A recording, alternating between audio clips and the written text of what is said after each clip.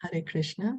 Jaya Jaya Shri Chaitanya, Jaya Nityananda, Jaya Advaita Chandra, Jaya Gaura Bhakta Vrinda, Jaya Jaya Shri Chaitanya, Jaya Nityananda, Jaya Advaita Chandra, Jaya Gaura Bhakta Vrinda, Jaya Jaya Shri Chaitanya, Jaya Nityananda, Jaya Advaita Chandra, Jaya Gaura Bhakta Vrinda.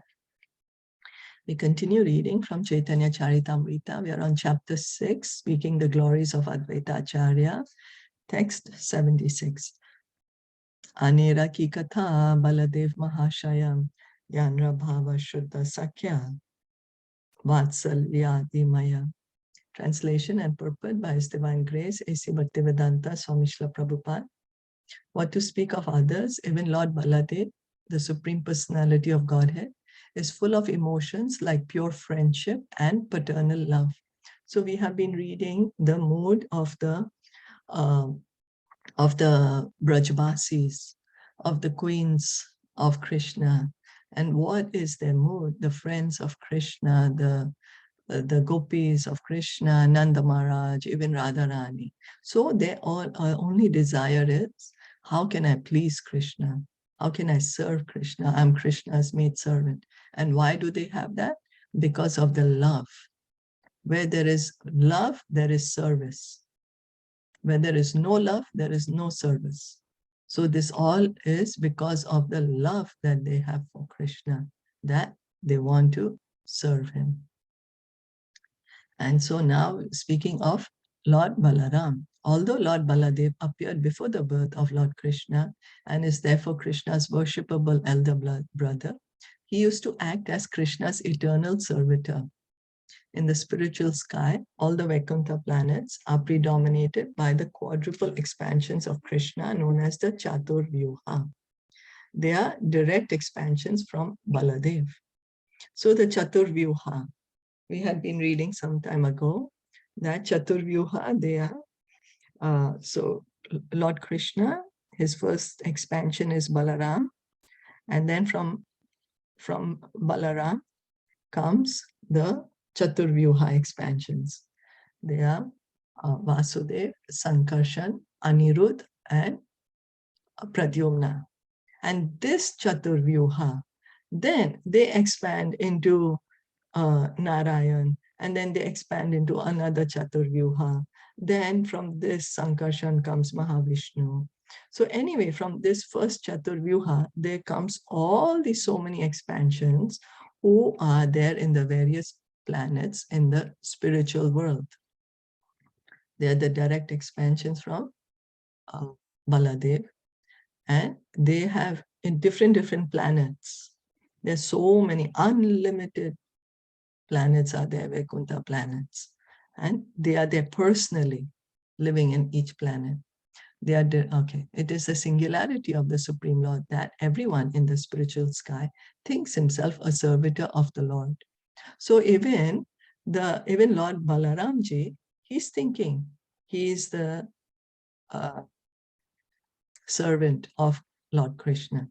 According to social convention, one may be superior to Krishna, but factually, everyone engages in his service. Therefore, in the spiritual sky or in the material sky, in all the different planets, no one is able to supersede Lord Krishna or demand service from him. On the contrary, everyone engages in the service of Lord Krishna. As such, the more a person engages in the service of the Lord, the more he is important. And conversely, the more one is bereft of the transcendental service of Krishna, the more he invites the bad fortune of material contamination. In the material world, although materialists want to become one with God or compete with God, everyone, directly or indirectly, engages in the service of the Lord. The more one is forgetful of the service of Krishna, the more he is considered to be dying. Therefore, when one develops pure Krishna consciousness, he immediately develops his eternal servitorship to Krishna. So the position, the original position of every living entity is that we are part and parcel of Krishna. We have an eternal loving relationship with Krishna, and we have an eternal loving service to Krishna. So this is for every living entity. And this is also there in the material world or in the spiritual world, no matter where. Now we may, and everyone is serving Krishna because that is the nature of every living entity. Now we may say, but I'm not serving Krishna here. I'm God myself. There's no Krishna here. How am I serving him? What do you mean I'm serving Krishna? So the souls who are directly serving Krishna, they are in the spiritual world because they are in the original position. They understand their position. And so that's why they're glorious. They become more and more glorious. They become more and more famous. They become more and more fortunate. Now, then they are conditioned souls like us who say, who's Krishna? Why shall I serve him? I don't need to serve anyone else. I'm God myself. I'm supreme. What happens? We are inviting our own material contamination. We are inviting bad fortune because we want to compete with God. But we are still serving Krishna, even though we don't want to. And how is that? Because we are serving the material energy and she belongs to Krishna. We are serving material energy. So that's our independent choice. That's the only choice we have. We serve Krishna or we serve Maya. And we have chosen to serve Maya. That's why we are in the material world. When we choose to serve Krishna, we go back to the spiritual world. So, but, then we'll say, but I'm serving Maya, so I'm not serving Krishna. But who is she belong to? Under whose laws is all this material energy made? Who has created her? Who is the lawmaker of all these material laws? That is Krishna. Krishna says, Maya Dyakshena Prakriti. She's my energy. Under my laws, everything is happening. Then he says, Devi Hiesha Gunamai, this divine energy of mine.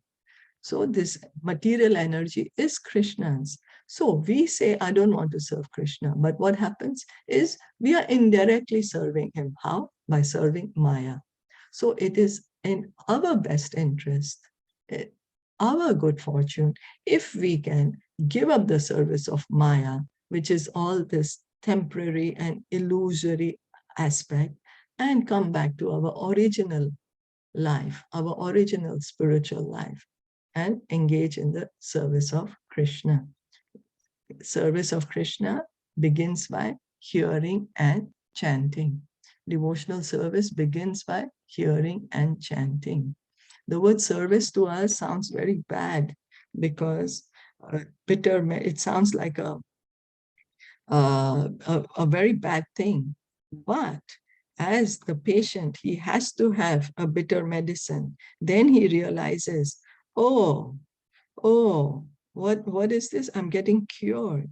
I'm getting cured. So the chanting of the holy name seems like bitter to us because we are in the disease condition. But the more we get cured, the same chanting, we will chant with great relish, with great taste. As a person who has jaundice, does not like to drink sugarcane juice. Rupa Goswami gives this example. Sugarcane juice, if you give to a person suffering with jaundice, they'll think you're trying to poison him. They'll think, why you become my enemy? You're poisoning me. But no, in fact, you are their friend because the more they drink sugarcane juice, the more they will become healthy. The jaundice will go away. And then the more they get healthy, the more they are able to taste the sugarcane juice. And when they're completely healthy, they can taste the sweetness of it. Similarly, the more we hear and chant, we will get cured of our material disease. It is an eternal activity of the soul. Devotional service is the eternal activity of the soul, and that's the reason the soul gets more and more bliss by engaging in devotional service. Is that okay?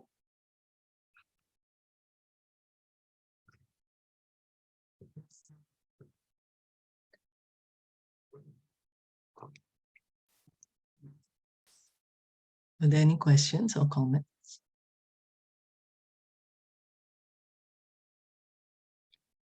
If no, then we'll stop here for today. Chaitanya Charitamrita ki jai, Srila Prabhupada ki jai, Gaur Bhakta Vrinda ki jai. Hare Krishna.